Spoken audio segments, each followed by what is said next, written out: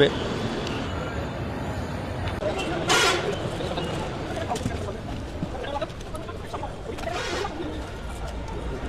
আমরা তো বাসে উঠে গেছি, বাস একদম রাইট টাইমেই ছেড়েছে।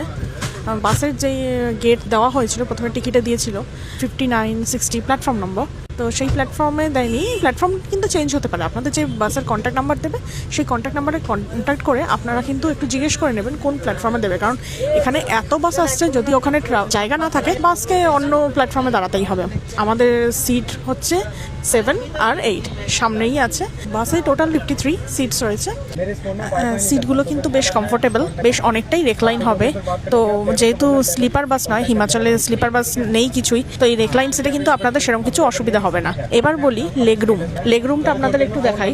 লেগ রুম কিন্তু বেশ অনেকটাই, দেখুন মানে বেশ আরাম করেই আপনারা বসতে পারবেন।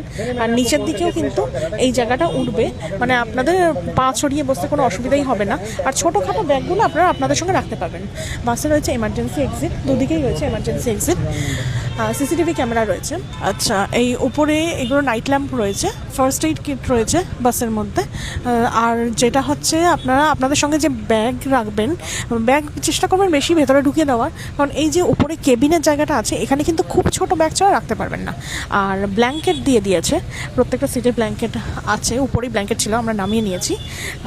আর তো ইনক্লুডেড দেখলাম জলের বোতলে ইনক্লুডেড আছে, মোস্ট প্রবলি দেবে, এখনও দেয়নি। আর বাকি বাসটা কিন্তু খুবই ওয়েল মেনটেন বাস, সিট বেশ কমফোর্টেবল। এবার বাকি এগিয়ে গিয়ে আপনাদের জানাতে থাকবো কোথায় স্টপেজ দিচ্ছে, ওয়াশরুম কিরকম পাওয়া যাচ্ছে, খাওয়া দাওয়ার সেখানে কিরকমভাবে পাওয়া যাচ্ছে, সব কিছুই আপনাদের সঙ্গে শেয়ার করবো।